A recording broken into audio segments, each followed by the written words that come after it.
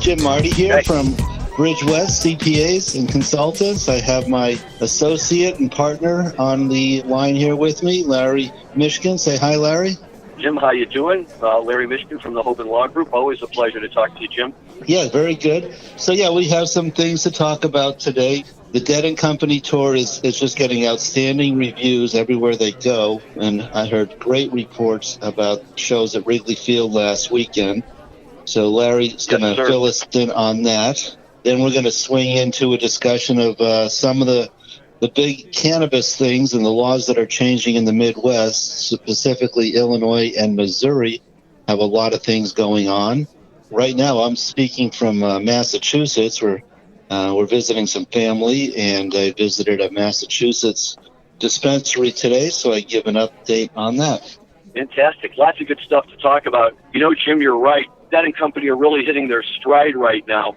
I was a little bit nervous because I read a review of the opening show on the tour from San Jose, and the guy who wrote the review, who's been covering them for years and years, made it sound like they were just going through the motions and that, maybe magic was gone and maybe it was time to move on.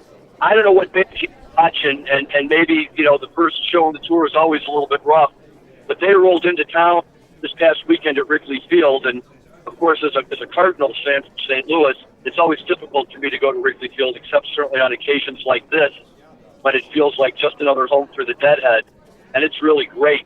Huge crowds, everybody very excited to have them in town and going. And what was funny for me about it is I've always been very partial to Jerry, like Bob and all the rest of them as well. I've always been partial to Jerry, and somehow they must have known that because Friday night, they opened with the other one, which really caught everybody off guard. I don't think I've ever seen that before in all my years. From that, it was basically all Jerry Garcia tunes the rest of the night. It's fun when they do it. I love getting all that Jerry stuff going out there. To me, the highlight was they broke out to Lay Me Down, which is, to my understanding, Dead & Company had not yet played with Bobby on acoustic, but you had John Mayer, and I'm not enough of an instrument geek to know the difference. I thought he was playing a pedal steel guitar. Yesterday, when I listened to Grateful Dead Hour on the Deadhead station on Sirius XM, David Gans was explaining that it's not a pedal steel, it's what they call a lap pedal guitar, and you basically play it, and there's these little things you can move with your knees to kind of give it that twangy sound. But whatever the heck it was just tremendous. And while I'm often quick to point out that these guys are great, but I'll take Jerry any day of the week. And I know Jerry was a pedal steel guitar maestro, although I never really got to see him do it. But boy, they really, really played that tune well. And I just could not have been more impressed with the way they threw it all together. So, that was definitely the highlight. Also heard To Lay Me Down yesterday on Tales from the Golden Road, and it sounded great. I haven't heard that song in a long time, especially in the live situation. I had seen Jerry play it. I was fortunate enough to shows where the Dead played it. Just amazing. And John Mayer really did knock it out. It's a guitar that sounds like a pedal steel guitar. Exactly. It was. And it's a metal guitar? David Gans says that it's just a steel guitar, not a pedal steel. Gotcha. Right. And that you use your knees to push these little things to make the twangy noise and all of that other stuff. But it was just great. The second set was really fun. Anytime they open a set with China Cat, you're in for a good time. But what I really liked and what they do a lot, and I just can never get enough of, is they do the St. Stephen into the 11. And, for those of us that were never of age to actually see Jerry and the boys play the 11, that whole Dark Star into St. Stephen into the 11 and the Love Light stuff from the late 60s, it's such a treat to always see those tunes. And while they're playing it, I can't help but sit there and think, my God, what is going through Bob Weir's mind right now? He played this song 50 years ago, and here he is still playing it. And Right. It's just tremendous to hear. So they had a great Knocking on Heaven's Door encore. It rained most of the second set. My brother and I got lucky because they have seats on the third baseline under the roof, so we didn't get wet. But these guys were playing, and the rain was blowing directly into them. So, when they build those stages, they normally they had to take Jeff Clementi off of the P3 Hammond organ and put a big tarp over it. And they had to keep going out and wiping off the drum set. John Mayer was wearing a full rain poncho. Bobby, of course, was out there in a short-sleeve shirt having a ball.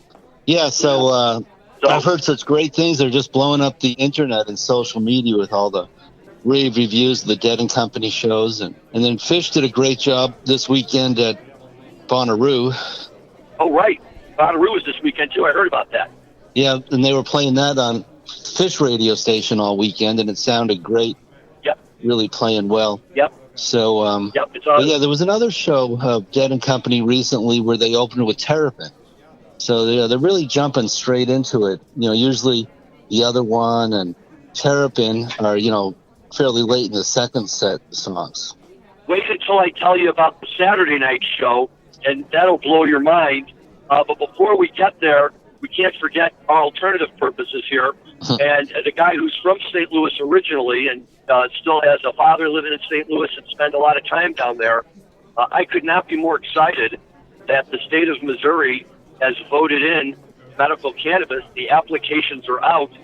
And as I understand, Jim, you've been spending quite a bit of time in Missouri lately. Yeah, I was there a week or so ago, and like you said, everyone's very excited. I think they're getting ready to issue 60 cultivation licenses and 80 some extraction. So yeah, it's another large, heavily populated Midwestern state that's coming on board. Applications came out about 2 weeks ago when I was in Missouri, and or Missouri, as you guys say. But we'll see. But it's just so exciting.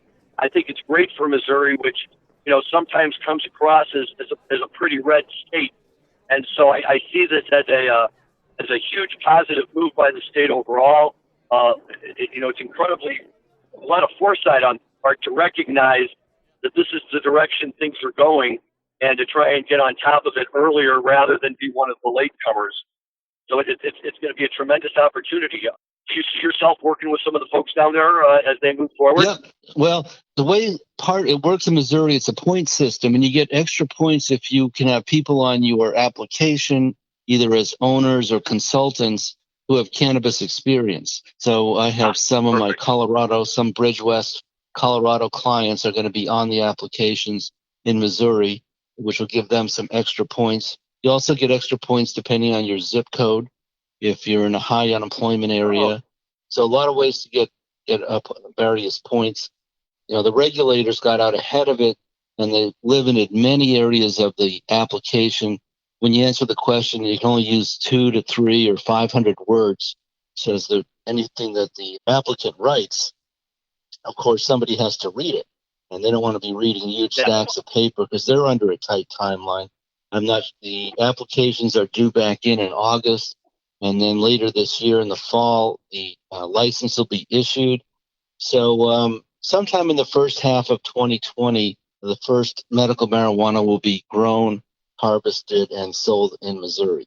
So they're right on track. And there was a newspaper article this morning in Missouri talking about how the state is getting ahead of it, and they're pre-registering, pre-signing up patients even before there's any place for them to buy medical marijuana. So hopefully by the time there's a first harvest, unlike the situation in Illinois, there will be lots of patients to sell the cannabis to. Well, that was my very next question is, what is your understanding as to the scope of the list of qualifying conditions for the Missouri program? One of my friends in Missouri, he half joked to me that you can get a medical marijuana license in Missouri if you have dandruff. Well, I have to say that's a good answer. And once again, I'm just thrilled to hear that Missouri, which is a state that tends to be very heavily law and order, very heavily regulated, is taking that approach and generally making it available to people who need it without forcing them to jump through a lot of hurdles. Here's another question for you. what is your understanding as to the types of products you're going to be able to buy? In other words, will it be a full service where you can buy flour and everything like you can in Illinois? Or is it going to be limited to the vapes and oils like we get in Minnesota and New York?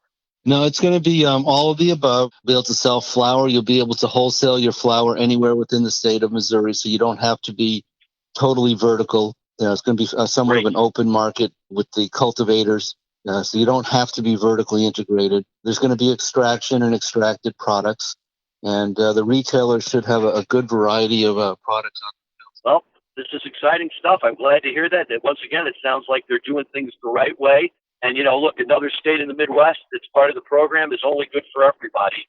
And very, very excited to see that happening. Yeah, it'll be a year will go by very fast, and we'll have legal cannabis in Missouri. And perhaps, Larry, you can introduce us or update us what's going on in Illinois. We've had some exciting things happen there as far as adult use goes. Well, yeah, and in Illinois, the adult use statute keeps marching along. I know we discussed this a little bit in our last show. But on a daily basis, it seems that there's new things, new issues rising to the surface, many of them positive. One or two of them I don't like to refer to them as negative. I like to refer to them as issues to be resolved. And one of the biggest issues we have going on in Illinois right now is that the state approved right at the last minute to add into the bill that they will allow a certain number of community colleges throughout Illinois to get a special license, which will allow them to grow a limited number of plants on their facilities, for purposes of being able to provide an educational course in the cannabis industry, both in cultivation and processing and manufacturing, which is very, very exciting news. However, I've also been working with a group that is very committed to starting an incubator project in Chicago that will be services made available to those individuals who have been identified in the statute, the ones who come from neighborhoods that have been disproportionately affected by the war on drugs, but may not necessarily have the financial wherewithal to go to community college or the ability to go to community college. And so the idea here is to start an incubator with private funding that will allow these individuals to come in and learn the industry so that they can then take advantage of the licenses that are going to be set aside and offered to members of those communities. The problem is right now we can't get the state to agree that they should extend that educational program to these types of private incubators. But we're working on it because we see that as the way to best ensure that the highly talked about social equity piece can actually be fulfilled. It doesn't do you any good to set aside a license for people from disadvantaged backgrounds and even to give them some money if they just don't have any idea on how to run a business the right way, or even, how to grow the marijuana. And I just couldn't be happier to see these groups of people that are really, really committed to, looking past how can I make money for myself and are, really looking how can I make this program work, for these groups. And I just think it's a tremendous thing. They've got my full support. And, we just couldn't be more excited in Illinois right now. It's a great time for us. It is. Every day there's something new in the newspaper, and there's a lot of help that all these new startup companies need from firms like your law firm, Hoban Law, and our firm, BridgeWest, as well as the other CPAs and lawyers who are out there working in this industry. It's becoming a real industry. I don't have time for it on today's, but the next time we talk, I'll update you on the New Orleans program that's coming online this year and the MJBizCon conference that I just attended there. I would just say the main theme of that conference was that our industry is becoming legitimate. And what will it look like in 2030? Will there be a separate section of the grocery store for your CBD-infused potato chips? So that's just a little teaser for the next call. As far as this call goes, like I said, so much going on. I'm in Massachusetts right now. I visited a dispensary today. It's a very nice dispensary called Verilife in Woburn, Massachusetts, and down by Cape Cod. It wasn't too bad. We walked right in. There was no line. It was, talk about the world on its head. So a very nice police officer helped us park and stop traffic for us and take us directions to the beach. And so, who would have thought we'd be walking up to police officers with a eighth of an ounce of marijuana and asking them directions. Well, I think it's great. And actually, that's interesting what you related to me. I was just talking to my son who lives in Boston, and apparently last week they opened the first adult use dispensary within the city limits. And he said, this will make us appreciate what's going on in our states. You have to call and order in advance. Otherwise, it's a 4-hour wait once you get there. Yeah. And when you order in advance and you get there, you still have to wait in line, and they limit them to 1/8 of an ounce of flour and 1 gram of extract. Yeah, that's the way it is here in Massachusetts, too. By state law, you can purchase up to, on the adult use side, you can purchase up to an ounce at a time, but they're limiting it to a 1/4 ounce because of the lack of supply from the cultivation side of things. So, yeah, a lot of these states just have a big imbalance between supply and demand. You know, some states like Oregon, you've got massive overproduction. Up in Massachusetts, you've got underproduction. So, yeah, going back to Missouri, part of what I'm working on there with some of our new Missouri clients is to try to match up the cultivation side with the patient count. And that's why I was really glad to see in the paper today that Missouri is now signing up patients, even though it'll be the better part of a year before the first harvest. But that's, you know, to try to match up that supply and demand is no easy matter when you go from first time through on medical marijuana or adult use marijuana, getting those factors sized up correctly. I generally tell my cultivators, and it's been true in Colorado, even though prices have gone down, you still sell everything you grow. So, you know, get your cultivation up fast, get it up big, you know, go big and start growing and cultivating and harvesting as fast as you can to try to meet that demand. So, there's a lot going on. So as we're coming towards the end of our time slot here, Larry, you wanted to give us a review of the Saturday night show, which, again, all reports are it was just a stellar show that made everybody remember exactly why we love the Grateful Dead so much. Well, that's exactly right. I walked out of the Friday show very happy and very satisfied. I walked out of the Saturday night show thinking, maybe I should go on tour and follow these guys again. And to your point earlier, that the shows were called for 6:30. They started both nights at about 5 minutes after 7. Saturday night, they literally walked out onto the stage, picked up their instruments, and without any introduction or anything, Bobby dived right into the first verse of Terrapin Station. And I've been going to shows for 25, 30 years. I have never, ever seen a Terrapin Station right out of the box. It could have, maybe been a little flat, but they played it so well, and it set the mood, and they went straight from that into Sugar Magnolia, which, is I don't know anybody who doesn't like that song. And then they broke into Mr. Charlie, which I only heard the Dead play once or twice, and I got to tell you, John Mayer played that tune like he wrote it. I mean, I always defer to Jerry on his tunes, but John just killed this one. It was really tremendous. And Bobby was in kind of a crazy mood. Towards the end of the first set, the second to last song was Mama Tried, and they played it, and they ended it, and then they stood around on the stage for a minute, and after about 3 minutes, Bobby stepped back up to the microphone, and they picked up the song through the last verse and chorus again, and nobody could figure out what the hell he was doing. Then he rolled straight into Love Like, so we figured, but it was like a rehearsal. It was like, I didn't like that ending. Let's go back and just play the end of the song again. And they did. Wow. And it was great. Second set opened with a great Scarlet into New Speedway Boogie, a wonderful Help Slip Franklin's.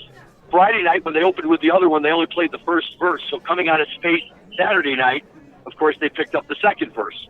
I had to explain to my son how they do that sometimes. Sometimes they even carry it over a day or two before they pick something back up. But then, anytime anybody comes out and plays Ripple for an encore, everybody goes home happy. And just so he showed that he hadn't forgotten, Bobby left us all smiling with a tremendous One More Saturday Night where he howled at the end of it like he used to do back in the day. And really, he had this entire place. It may have been louder in there than when the Cubs went to the World Series. It was just incredible. Great shows. You walk out of there and you're like... I call that when they get the howl. Yep. It's just reminded me again why, of course, I'm going to go to see these guys. Why would I think for a minute I wasn't going to go? Right.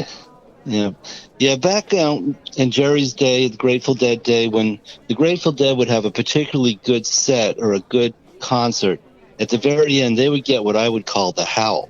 and we would just howl at the top of our lungs and just bring the roof down if there was an indoor facility, or shake the building if it was an outdoor facility. We would just really just absolutely give them what I would always call the howl, and it sounds like they got the howl in Chicago on Saturday night.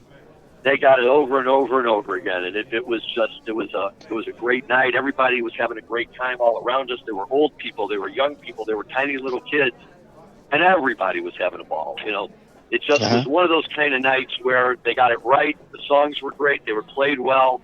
The moon must have been in the right position or something, because it was a special night. Well, that's great. And while the Dead were doing that, Fish was playing to 80 or 100,000 people at Bonnaroo. And although I wasn't there, we were driving around in our rent-a-car up here in New England listening to the show all weekend, the Friday night show, and then they broadcast Sunday night live on the Fish channel on Sirius satellite radio. And boy, they sounded great. Terrific 2001, terrific Character Zero, just wonderful, wonderful Harry Hood. And then I was with my sons. Our sons are 21 and 31, and of course they have all their social media going. The thing about Bonnaroo is you're going to play for probably half the house is not there for Fish. They're there for the other bands at Bonnaroo. So Fish is playing for a lot of people who normally don't go to Fish shows. And it was really interesting to see the reaction on social media. Hey, I've never seen Fish before, but now I get it. The love, the lights, the music. So, it's a great summer of 2019. Dead & Co. out there rolling around the country. They head to the Northeast now. They're doing a stadium show at Gillette Stadium, so that could possibly be 80,000 people for a Dead & Company show. And I could be wrong, but I think this Gillette Stadium is the first real big stadium they're doing. They do college stadiums like Folsom Field, which are smaller. But, Dead & Co. is doing stadium shows. That's fantastic to see. I love that, too. It's just, and I got to tell you, my summer's just beginning. We have Fish coming here for 3 nights at Alpine in the middle of July, Friday, Saturday, Sunday. And the Thursday night leading in, we have the Joe Russo Band coming the night before Fish does 3 shows at Alpine Valley. All right. Well, I think we're coming to the end of our time slot, so I look forward to doing this again next week, and we'll have more of an update on one of the first southern states, I guess the first southern state to get medical marijuana in Louisiana. And we'll have more Dead and Fish and other summer tour news to talk about. So, Larry, over and out. Thank you, Jim. Over and out to you as well. Enjoy your travels. We'll have much more to talk about coming up. I'm looking forward to it. Okay, over and out.